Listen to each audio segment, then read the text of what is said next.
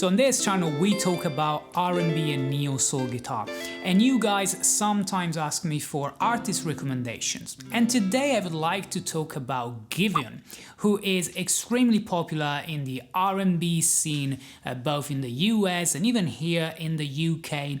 And one of the songs that really made him popular, one of his best songs I would say, is one called Heartbreak Anniversary, and it's a pretty simple song. It's based off 4 chords really, so 1 chord progression made by 4 chords. So today I would like to talk about this song, to practice this song of course, but also to add embellishments which are not in the record that we may like to play when we play these chords. Okay, so let's go step by step. Let's have a look at the 4 chords that I mentioned. Okay, it all starts with a C major 7, like this. Okay, obviously guys, in the record the piano is playing these chords because there is no guitar. Okay, then after the C major 7 you move to an E7, like this. It's an E dominant 7, and then from here we go to F major 7,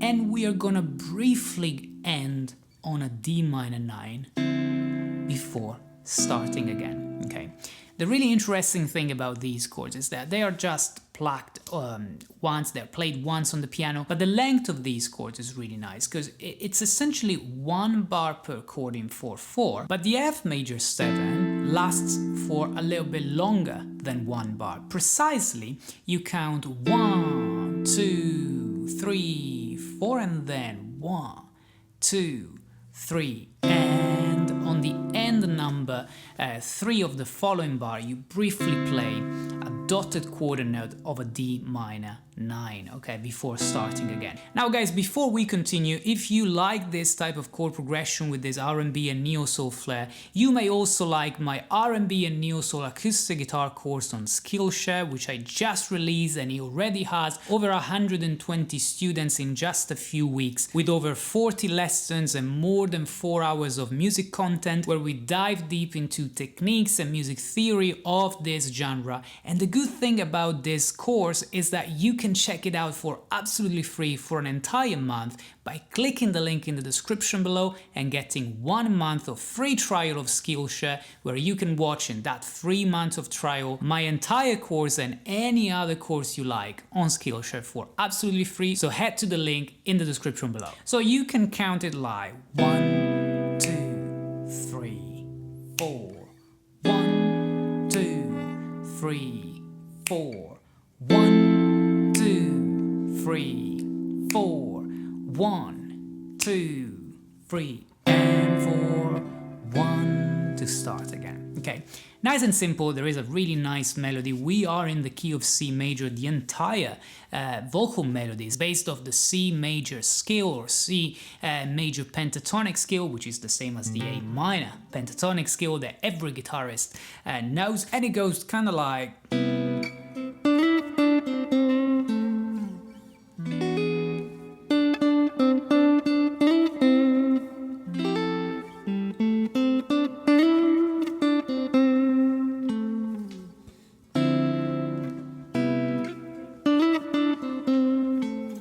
etc. So nice and simple, where you could actually play the chord and then just noodle around the A minor pentatonic to really recreate that vocal melody.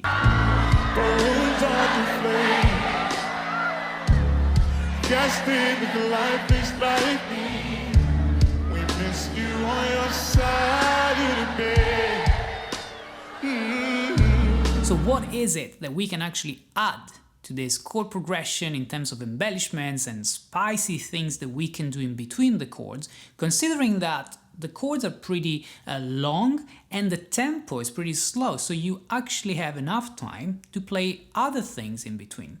So one thing that I would like to suggest is having a look at a few neo-soul moves together with chord inversions. So for example, on the first bar where we play the C major 7, we may go into a couple of different inversions, like for example this, which is a typical neo-soul move, which is nothing but the second inversion of a C major 7, so a C major 7 over G, okay? same chord, just a different voicing. And then today I would like to show you a really nice chord position that I don't play very often on the channel, but it's one of my favorite, which is the first inversion of a C major 7. And it looks like this. It's a C major 7 over E. So E is the note in the bass. The C is going to be on the G string, the top note, the highest note is a G, and then with your pinky you also play the major 7th, which is the note B here, doing something like this. Okay, it's really a beautiful, lovely voicing, which this could be the right excuse to actually learn this new position, if you don't know it yet, okay? So instead of just staying on 1, 2, 3, 4 like we did previously, you could play something like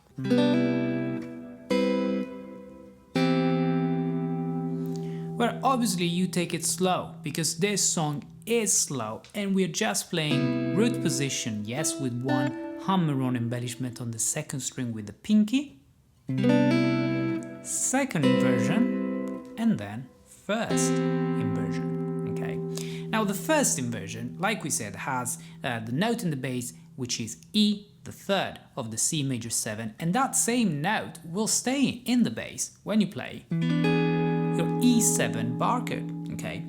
Now on this E7 bar chord, what really matters is keeping in mind where we are heading to. We are going to an F major 7, we're doing this chromaticism in the bass notes of the chords, in the roots of the chords between E7 and F major 7. Now what I would like to do to the E7 dominant chord is making it altered, so precisely playing it as an E7 flat 9, which is this chord here. But I don't want to play it literally like this exact voicing and position that I'm showing you right now. I would instead like to do, instead of this, you know, which sounds a little bit dissonant to me, I would like to do this and then replace it with the diminished 7th chord that you generate by playing this E7 as an E7 flat 9. You play it rootless and you're using the upper part of this chord, which is a diminished 7th chord, like a G sharp diminished 7th, which is the diminished 7th chord based off the major 3rd G sharp of the E7 original chord, right? And because anytime you play a diminished 7 chord, you can move it by 3 half steps and you're still playing the same chord, because these chords are just inversions of each other, they contain the same note, you can actually go to B diminished 7th, so starting off the 5th of the original E7 chord and maybe doing this descending slide between the two positions, okay? So instead of doing E7 and then E7 flat 9, you can do E7 followed by B diminished 7th, G sharp diminished 7th, F major 7, which is the chord coming next, okay? So far we have something like this.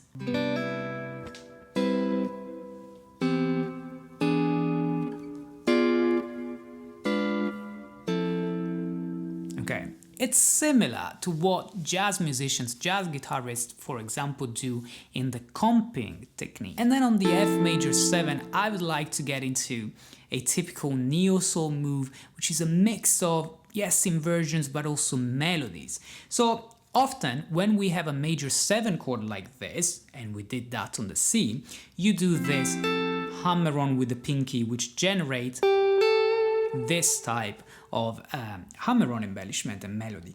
But if we do the same thing without the root, so without the note F, effectively we're doing a C major triad, which goes to a C6 if you like, doing this same embellishment that we mentioned before. And then we can play 2 more notes which belong to the F major 7 area. They are taken from the F major pentatonic scale, which are the notes C and D. And we could do this hammer on to get started, then turn it into the rootless position, which is nothing but a C triad, do the C triad, add the 6th, which is the note A, then 2 notes as a melody, C, D, slide to the note E, and use it as an anchor to really play this position, which is the typical neo-soul move that I show you very often on the channel.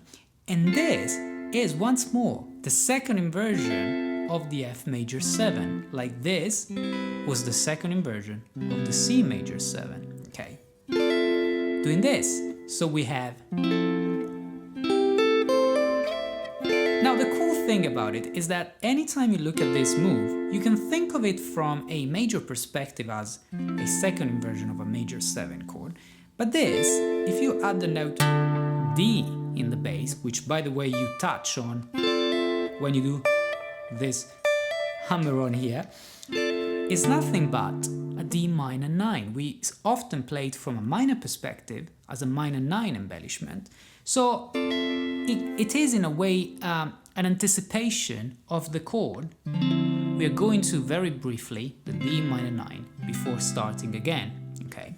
But that's not all. I also want to play this position here after this one. Now I think of this once more as an F major 7, particularly as an F6-9 without the root, so rootless, okay?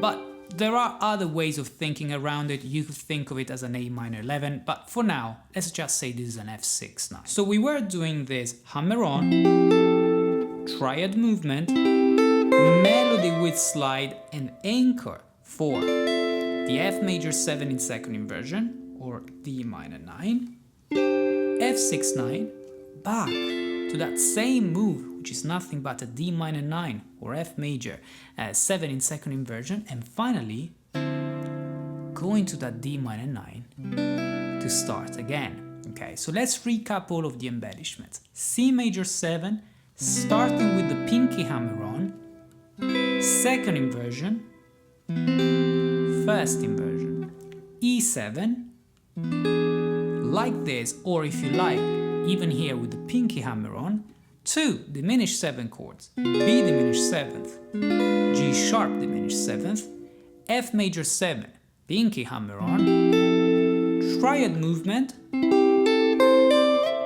with the melody including the slide, use that slide as an anchor to play that second inversion, F6-9, back to the second inversion, which is also D minor 9, heading to the actual D minor 9 to start again. So let's try nice and slow to have a look at the whole chord progression for Heartbreak Anniversary, adding something to it, okay?